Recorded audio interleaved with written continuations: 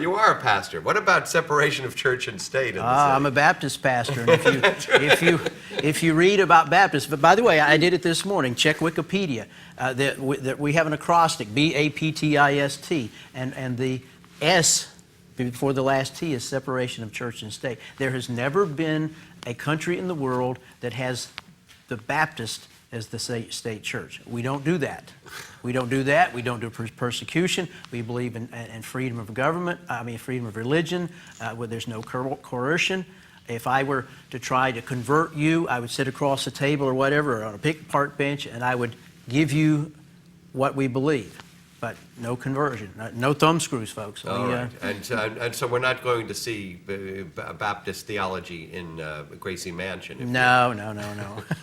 No, your religious conviction is about the bridge, the toll on the bridge. All right, let me go through some of these numbers because I was surprised. According to Quinnipiac, you now have 3% of the vote in the city, which at least is measurable. It's measurable. On Staten Island, you have 7% support. That's because we did the Staten Island Ferry. Listen, wherever I've been known, I've gotten good support. I'm not known. We tried, but listen, there are a huge number of people to whom my issues resonate. Yeah, but are they a majority? This is not a conservative No, it's city. not a conservative city.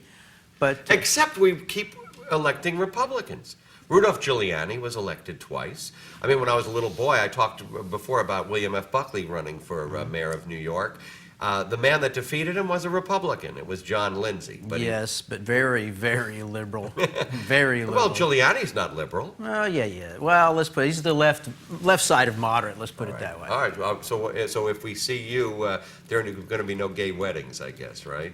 Well, to the extent that the mayor can make such a decision. Yeah, right. Yeah. You would not be supportive of that. No, I would not be supportive. On social issues, you are conservative. You are yes, conservative, yeah. I would assume, as a Baptist minister, yes. right? What made you come to New York in the first place from South Carolina? South Carolina is supposed to be so beautiful. So many people are going down there, are running away from the city to move to the Carolinas, North Carolina as well. What made you want to come to New York City to live? I'm not so sure I wanted to come, but I did. I came here to work in a church in Bay Ridge. I've lived my entire life in Bay Ridge. First I was in Bay Ridge, then Sunset Park, and now in Park Slope. But I came to help a struggling church there, and that was 31 years ago. And then for the last 20 years, I've been the pastor of Memorial Baptist Church, which is in the Park Slope community. Okay. You didn't really answer my question, though, about affordable housing for the middle class. Oh, yeah. I assume you are not for rent stabilization or rent regulation imposed by government. You're probably a free market, if you're in the Conservative Party. Are you a free market proponent? I'm a free market if it's a fair market. It's like we talk about free trade in the world. Well, I'm really more for fair trade in the world. For example, I believe that the government should treat another nation like something like they treat us. In other words, we've got to have some kind of a bargaining. Let's bring it home. But going here. back to, yeah. What's fair housing for middle-class people in the city? Most New Yorkers already pay over 50% of their wages in rent. I'm aware of it. I'm a homeowner. Right. The bank and I. Right. Well, being a homeowner is, is probably a lot easier than being a renter at times because I couldn't afford to rent anymore. Yeah. I really couldn't. We bought our house 15 years ago, and I have a tenant, and between that makes it manageable. But yeah, it's a real problem, and I'd like to look into it. But you have no answer. I mean, you could be the first politician to ever say, I don't have a solution for this problem right now. I don't have one right now, no. But, lowering real estate rents might be a possibility. Lowering real estate rents? Real estate taxes. Real estate taxes. Well, it seems like one thing that has made rents a little bit more accessible in the city is the recession. The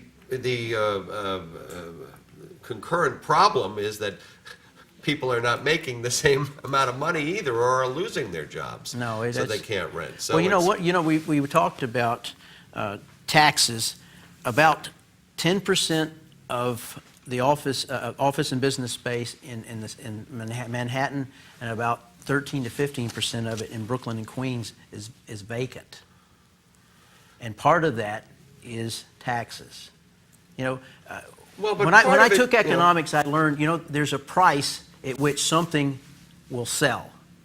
And when you rent, you're in a way, you're buying. In other words, you're exchanging your money for the space. Except that New York is a world-class city. What you have are working-class people in this city competing against Russian oligarchs who want to buy, a penthouse here, and movie stars who want to have a pied-a-terre here, Arab sheiks who want to have a pied-a-terre here, and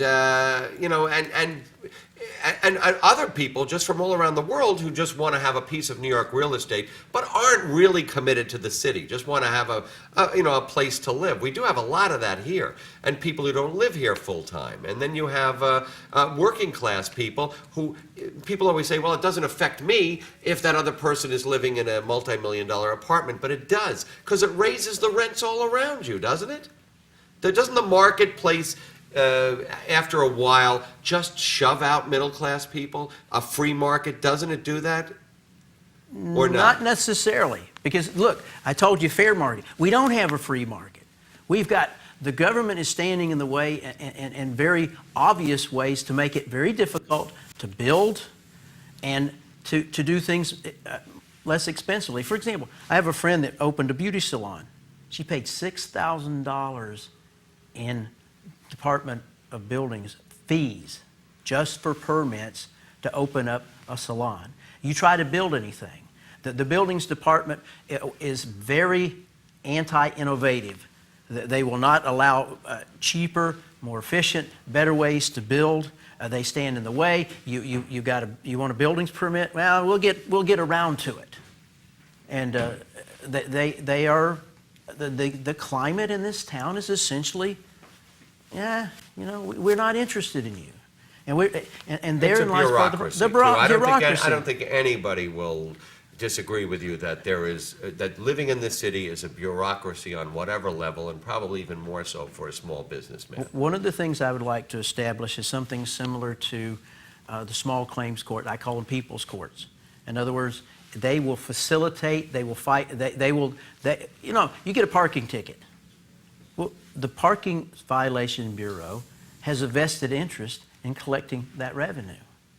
Do I see a conflict of interest here? And so you lose there. All right, you go to this people's court. And who would be the judge there? Just like in small claims court, they're attorneys that are volunteers. Right. And they would decide. Same thing with, if the buildings department starts losing money by stalling permits, some guy goes in there and says, look, I've been waiting for this permit for 3 months. Would you like to pay me for this? Right.